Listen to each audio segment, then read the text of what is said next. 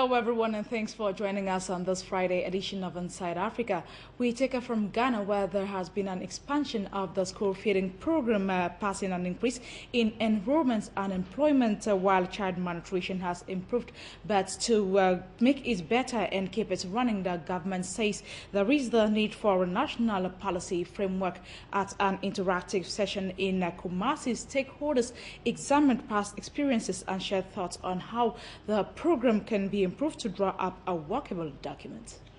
In 2005, the school feeding program was initiated as government's response to the Millennium Development Goals on food security, primary education and poverty reduction.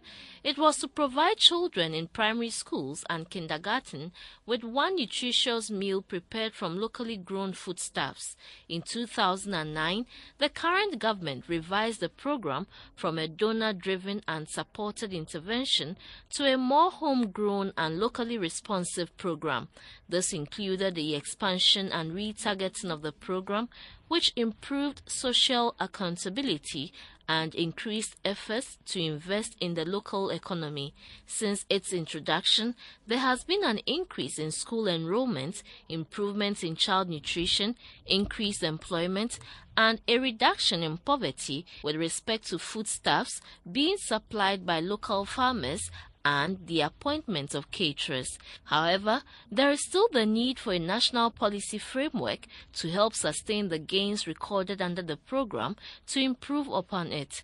The government, through the Ministry of Local Government and Rural Development and partners, are in the process of putting together a national school feeding policy.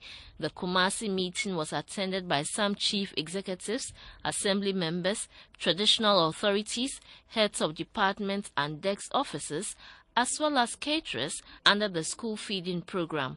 The Ashanti Regional Minister, Mr. Eric Opoku, said the meeting was necessary for a successful implementation of the program. In spite of the numerous achievements recorded under the school feeding program, you all agree with me that the program has faced and continue to face challenges in our quest to ensure sustainable financing, enhance institutional partnerships and responsibilities, encouraging ownership by local stakeholders, and strengthening farmer-caterer relationships.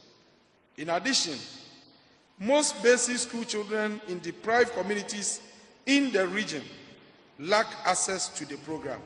The national coordinator of the Ghana School Feeding Program, Mr. Seidu Adamu, said the program is a motivation to propel the country towards an agricultural growth. The school feeding program could also enhance local economic development and is more of a long-term investment in human capital to reduce hunger and achieving nutrition, education, and gender equality outcomes. In effect, the school feeding program could be a platform for a wider socio-economic benefit. The Minister for Local Government and Rural Development, Mr. Akwesi Opon-Fosu, called for cooperation with government for a sustainable document to run the program. The government considers children's nutrition, health and education, as well as local economic development, social protection and women's empowerment very key priorities. These are all elements in the school feeding program. The director of the Institute of Local Government Studies, Dr. Esther Ofe-Abuaji, took participants through the draft policy document, after which contributions were made. Over in Uganda, members of parliament on the budget committee have resolved to cut funds from different sectors of government to reallocate for the enhancement of teacher salaries in the next financial year. The decision of the committee comes after government failed to honor their commitment of 20% salary increments for teachers and health workers. Last year, teachers' salaries were enhanced by 10%, pending another 20% increment in the next financial year. However, government says teachers and health workers will have to wait a little longer. That one we must stand very strong, because teachers have had enough song. Last week, State Minister for Public Service, says Mbaguta, advised the aggrieved teachers to either accept the little from government or resign and go ride border borders. But if I'm a public officer and I think that the current salary does not live to my expectation, then you leave that particular job and get another one which will pay you well. When they want to invest in border or they want to buy a car. But MPs on the Budget Committee today agreed to provide for their salary increment and have resolved to cut additional funds which the NRM Budget Committee had allocated to different sectors. Can we cut every sector that got here on the additions? Some money to start with. The additional resources are amounting to 383 billion. If we cut from the additional resources by 35%, from all those sectors that had got the allocation, we shall realize 120 billion. That will be the first money. The other money will be 32 billion. It will come as cash from the remittances from local governments. The other money is 10 billion from the Banner project. Well, Karuma is a very urgent priority, but if it is not going to be utilized this financial year, why don't we attempt to allocate to those areas which have been pending, like the teachers? We must have a freeze on the purchase of some of the vehicles. There must be a policy shift. Soroti fruit factories, we have been allocating money totaling to a tune of 20 billion shilling. This 20 billion shilling, they have just only used 1.6 billion shilling. State House had been allocated an additional 110 billion shillings, Defense 90 billion shillings, Karuma Power Project 48 billion shillings, and Road Maintenance 72 billion shillings, among others. It is this committee, under your chairmanship, that should assist to avoid the last year's issue. If you don't do that, then we shall have the problem last year. But then you have a problem. Your budget is 740 billion short. What do? What do we do? Should we mortgage the oil ahead of time so that we pay the teachers?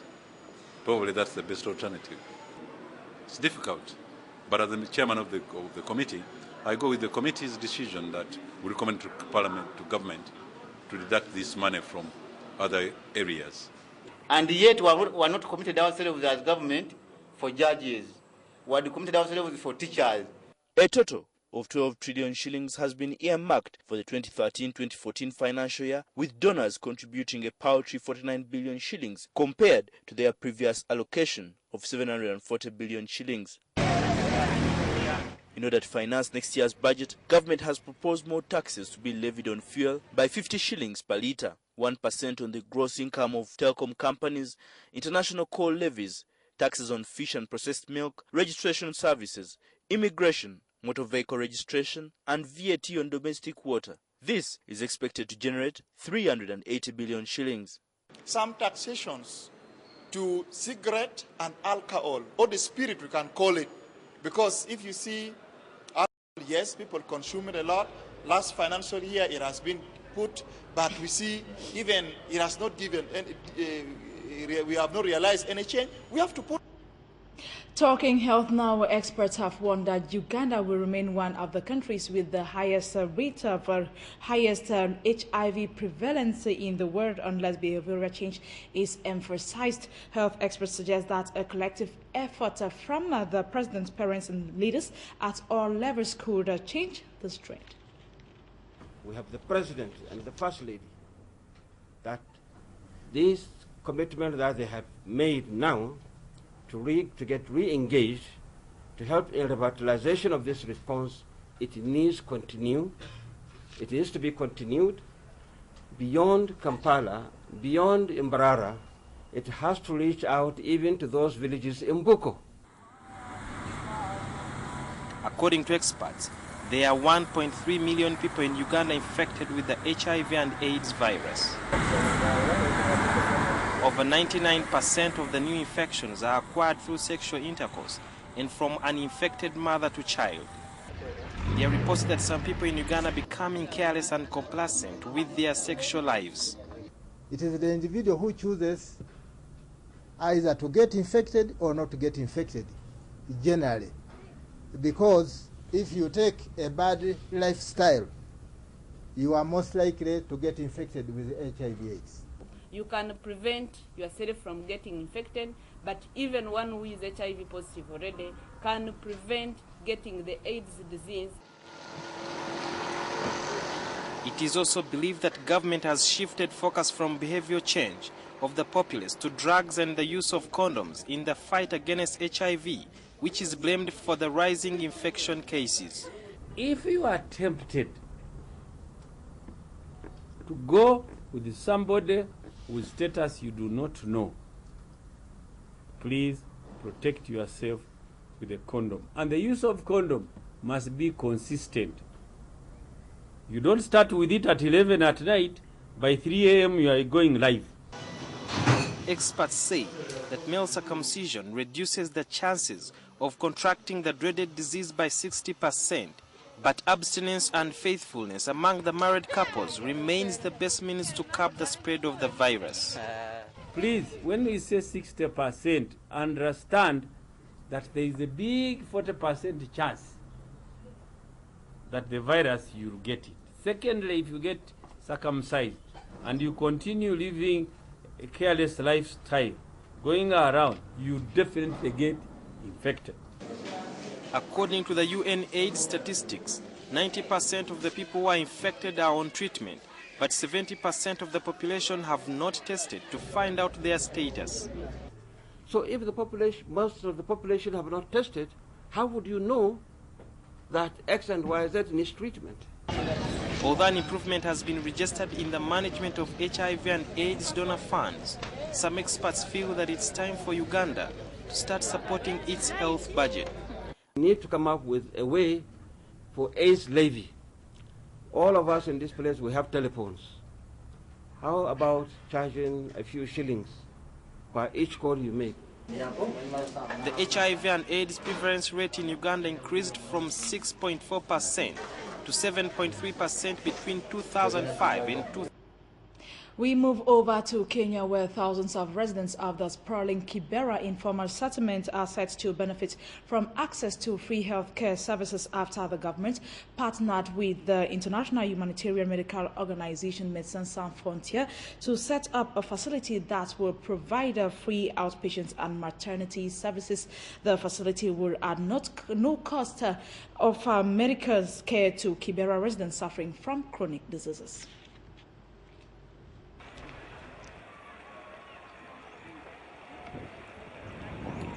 This footbridge at the heart of Kibera is to the locals of the informal settlements, a link to access free healthcare, and it is only when one crosses into Kibera that you begin to appreciate why access to medical care is a dire need for the population that stands at 200,000 people.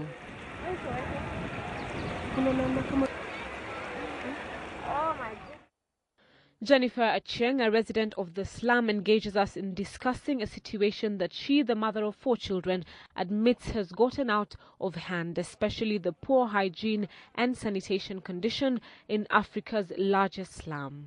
Tunaishi mahali pachafu, choo pia ndio hii na tunachota maji hapa. Kila saa watoto wanagonjeka.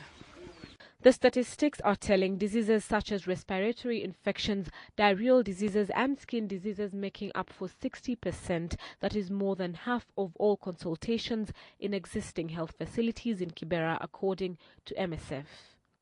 Access to health facilities in the informal settlements and cost of treatment further compounding the situation. Tulikuwa tunaenda mbali huko Mbagathi huko. Sasa tangu fike huko mtoto amezidiwa. Lazima ulazwe kwanza, ulaleko siku 2 kwa wote, tena ndio urudi. Pesa pengine hakuna tena mpaka ukae tu muda mrefu.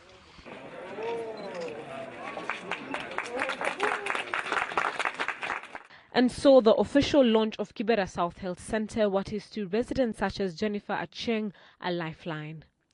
Out-of-pocket expenditure has since been singled out as the reason why many Kenyans are not seeking medication at health facilities. Sasa tunapeleka, wanapewa madawa, tunakunywa, tunawapewa, tena wanasikia kuna nafuu kidogo. I don't have a baby, but I'm expecting now. But they are offering free maternity. So I've gone there, there's no service, I've paid for. Yani afya yake ilikuwa mbaya sana. Na vile nilikuja, wakamweka kwa chakula ya watoto. Sasa hii naona anaendelea vizuri. In addition to offering regular outpatient consultations, the new facility has a 24-hour maternity ward. There is also the integration of care for chronic diseases with HIV patient support by providing antiretroviral treatment. The journey to providing universal healthcare gaining momentum. To back this assertion, I wish to add that the budget that we provided for in the county of 1.7 billion shillings we plan to spend on health in the next financial year is a good first step, though inadequate, to effectively address the health challenges bedeviling our city. MSF is convinced that the poor should not pay for their healthcare. The user fees often used in healthcare systems can only cover a very small part of the real cost of healthcare. Healthcare has a cost, but it should not be paid by those who cannot afford it.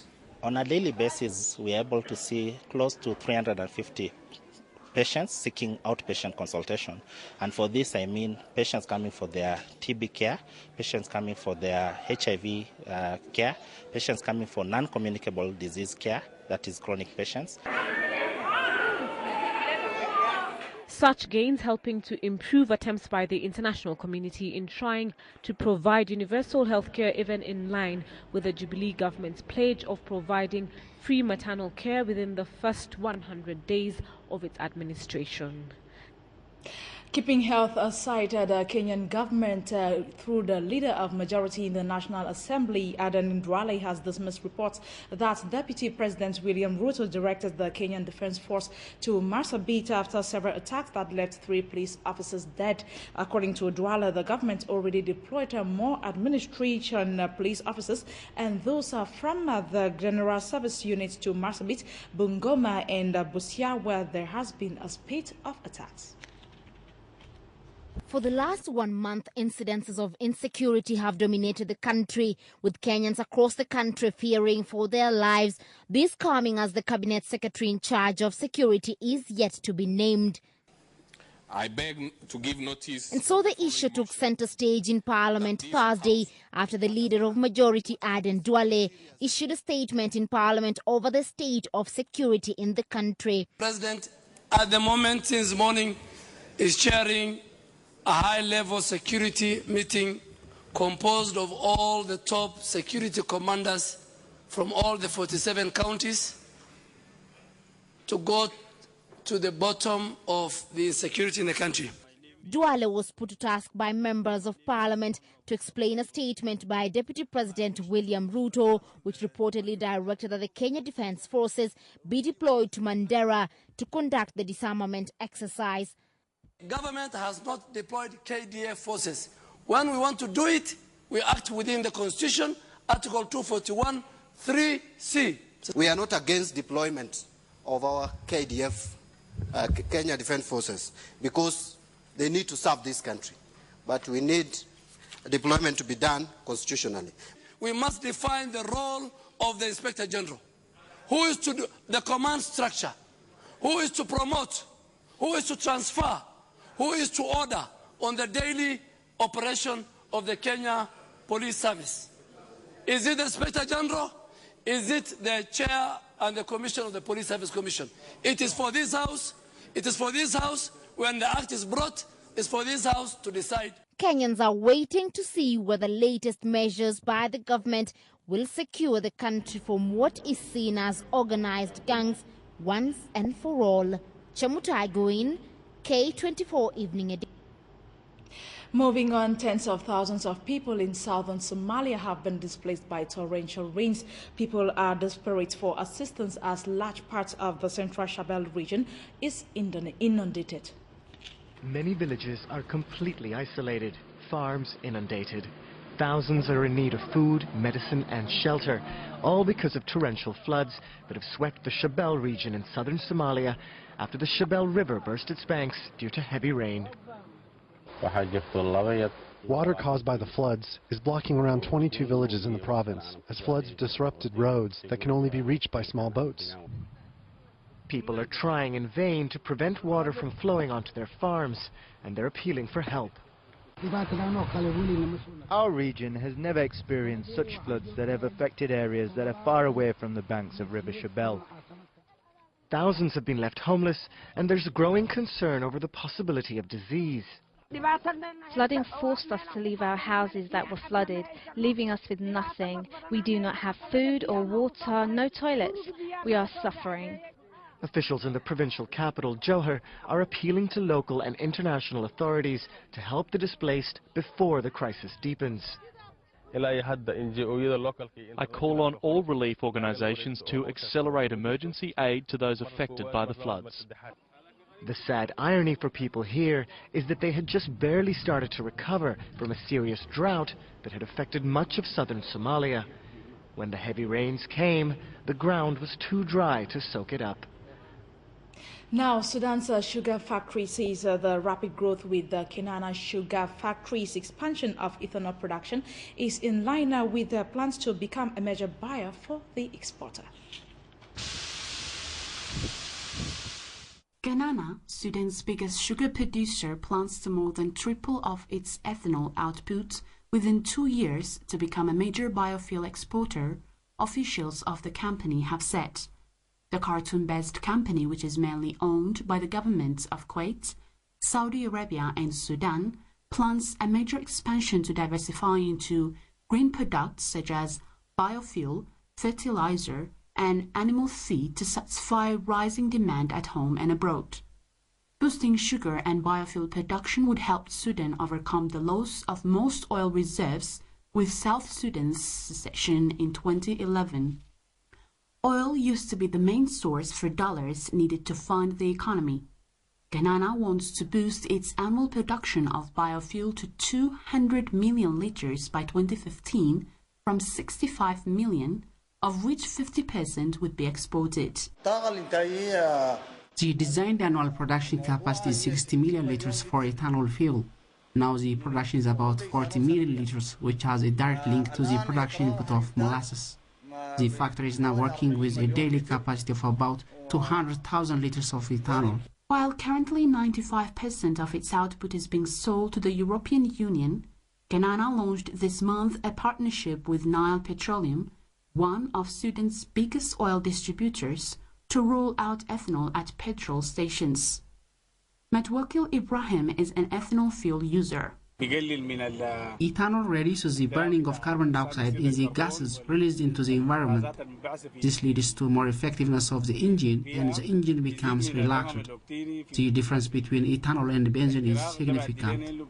To fund its expansion, Kenana expects to get $500 million in a capital injection this year from its main shareholders. To raise more, the firm plans to make next year a 25% initial public offering with a primary listing in Johannesburg and secondary listing in Dubai, officials said. In Ethiopia, the House of Representatives is recommending the Federal Police Commission to strengthen community policing in combating crimes of any kind. The House's Legal Justice and Administrative Permanent Committee has probed into the 9 months performance of the Commission. The Federal Police Commission presents its 9 months performance to the House of People's Representatives on Wednesday. The Commission's report showed that more than 3,300 illegal migrants and agents have been caught in the reported period and legal measures have been taken. The Commission also mentioned that it has seized smuggled commodities worth more than 200 million birr. Members of Parliament raised issues of illegal weapons owned by civilians and threats to security. They also mentioned the involvement of police in addressing social problems, especially among the youth. The Federal Police Commissioner, General Warqah Gabayah, told the Parliament that the Commission is ready to take control of illegal weaponries by jointly working with the community. Though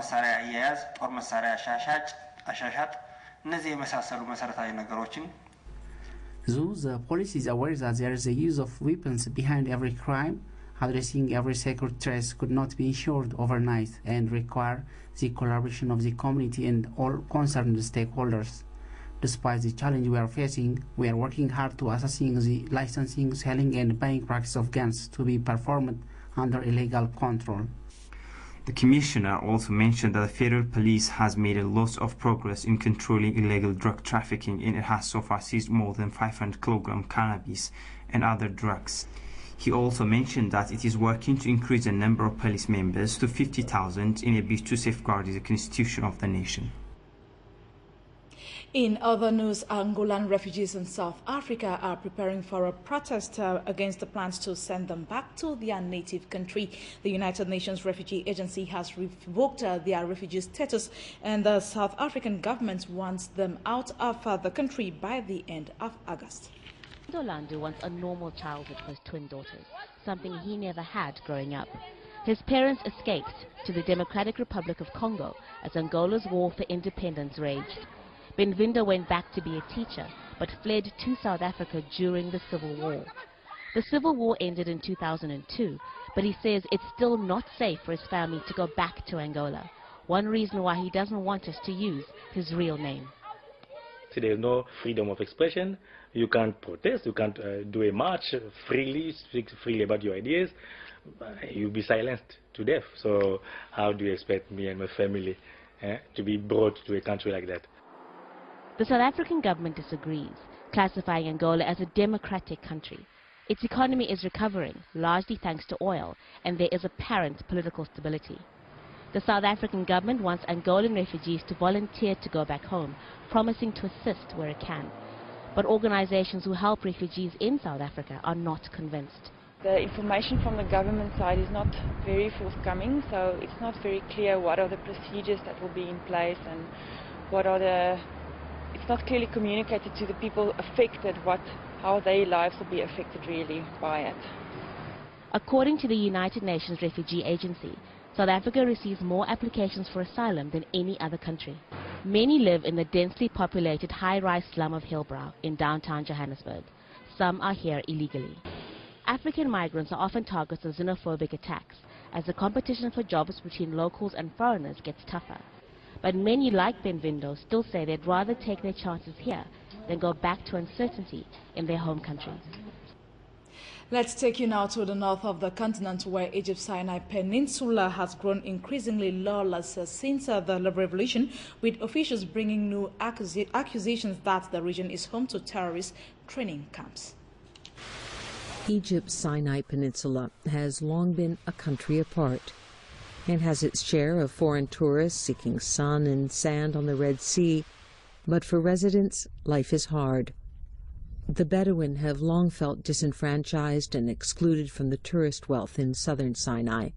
Now, in northern Sinai, jihadists, smugglers, and common criminals are finding that post-revolution lawlessness makes the desolate landscape a perfect hiding place.